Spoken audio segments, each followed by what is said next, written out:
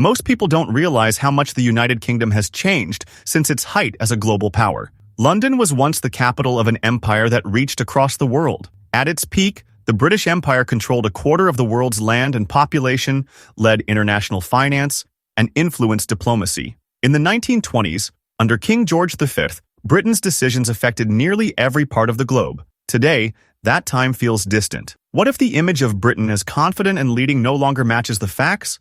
Imagine a busy London street or a formal meeting in the city. Familiar scenes? But the mood has shifted. Instead of steady prosperity, there's more uncertainty. This video presents 10 key facts about Britain's current decline, including its economy, political troubles, and the rise of new nationalism. These insights come directly from official reports, interviews, forums, and first-hand accounts, not outdated headlines or stereotypes. Before we continue, make sure to subscribe. Number 10. Economic stagnation. Walk along a main road in Manchester or Birmingham, and it's easy to hear complaints about the lack of economic progress.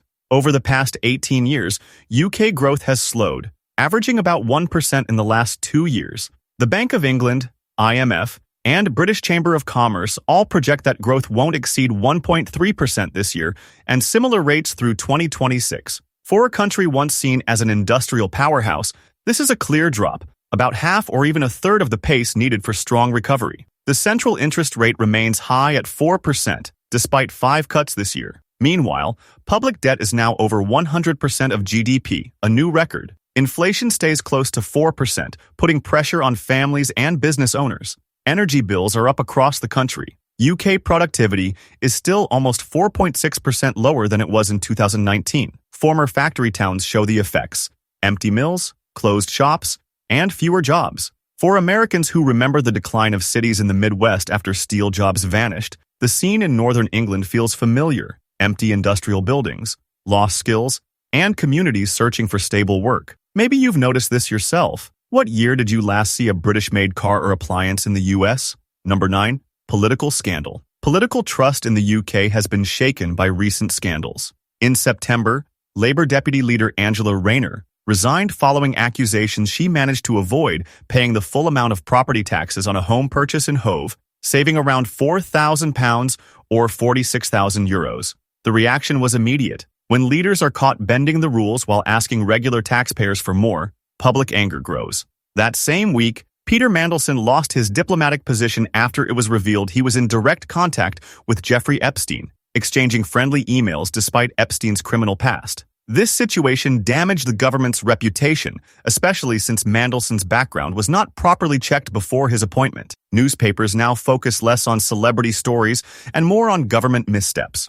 Number 8. Pay gap. Reports about perks and salaries have made public trust drop further. The Prime Minister has accepted over £10,000 worth of gifts since 2019, ranging from designer clothing and travel to concert tickets, including access to VIP events like Taylor Swift performances and major football matches. These numbers are confirmed by official records. Meanwhile, Sue Gray, head of the Prime Minister's office, earns £3,000 more than the Prime Minister himself, a figure published by the BBC on September 18th. There's little explanation for this pay gap. Walking near Westminster, many recall when rules for those in power felt clearer and double standards were less tolerated. Number 7. Health strain. The National Health Service is under exceptional strain. Hospitals need about 25,000 more healthcare workers. Waiting times in emergency rooms can now be over 12 hours, and delays for urgent treatments such as cancer care are growing each month. It's rare to find such long waits elsewhere in Europe. The NHS, once seen as a model for free healthcare, now struggles to keep up with an aging population. Staff leave because of low pay and burnout, with fewer replacements coming in. It's a small detail, but one worth asking. How long was your last wait at an ER in Britain or anywhere else? Number 6. Public protests. On September 13th, 11,000 people protested in cities across the UK, calling for better NHS funding, changes to immigration policy, and for the Prime Minister to step down. Turnout was unexpectedly large, with total participation estimated over 1 million. Banners saying, "Unite the Kingdom" were common. Recent polls show that 56% of Britons see immigration as the biggest concern. Large crowds gathered outside Parliament, and heavy police presence was visible. The unrest calls back to scenes from the late 1970s, when labor strikes and mass protests dominated the streets. Number 5. rising nationalism. Amid these pressures, Nigel Farage's return to public politics stands out. Previously associated with Brexit, Farage now leads Reform UK, a party promising to lower immigration, focus on British workers, and challenge the status quo. He attracts large crowds and commands headlines. Media often calls his message far-right, but Farage insists he's simply patriotic. Reform UK's approval rating now stands at 32%, ahead of the Labour Party at 24%. In some ways, Reform's platform, including investment in industry and support for national infrastructure, echoes older left-leaning promises.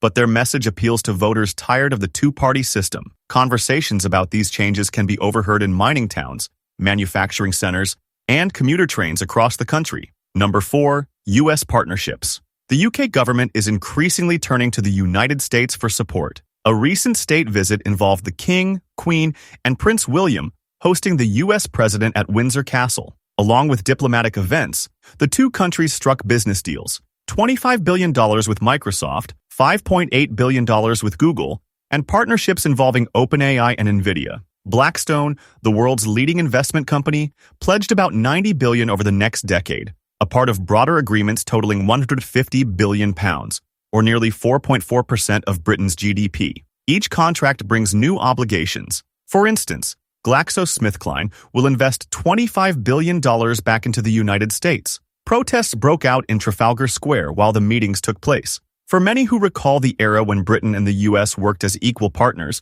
today's arrangements feel less balanced. It's not just a loss of pride. Many worry about relying too heavily on outside capital. Number 3. Market weakness. Britain's main stock index, the FTSE, rose 53% in 5 years. While that may sound positive, it's lower than gains in France, Germany, and Italy. The French CAC 40 climbed by 58%, Germany's DAX by 81%, and Italy's MIB by 126%. Investors now see better opportunities elsewhere. Pension values and household investments in the UK have struggled to keep pace. In the past, British stocks offered steady growth. Today, many find that promise has weakened. When Americans look at market tickers, the difference is easy to spot. Number 2. Shared struggles. Comparing Britain to France reveals similar patterns. Both countries have about 3/4 of their economy in services, high tax rates, rising national debt, and slow post-pandemic recovery. Both are under pressure from aging populations and delays in adopting new technologies. Energy costs are high, and people are skeptical of government promises. One major difference remains. France must follow monetary policies set by the Eurozone, but in most other ways, the challenges overlap. Number 1. Mindset shift. The deepest change may be in how people view the country's future. Britain, long proud of its industry and global reach, now faces growing isolation and more cautious decision-making. Both numbers and rising anger about politics and institutions suggest these problems started long before Brexit or COVID-19. The country's issues are tied to old decisions and a fading trust in long-standing systems. This shift in mindset, a slow loss of faith, mirrors what Americans remember from the years before digital technology changed daily life. By now, you might be comparing it to your own life. When did you first notice a change in Britain's mood, or in your own country? Drop your thoughts in the comments, and don't forget to like and subscribe for more content like this.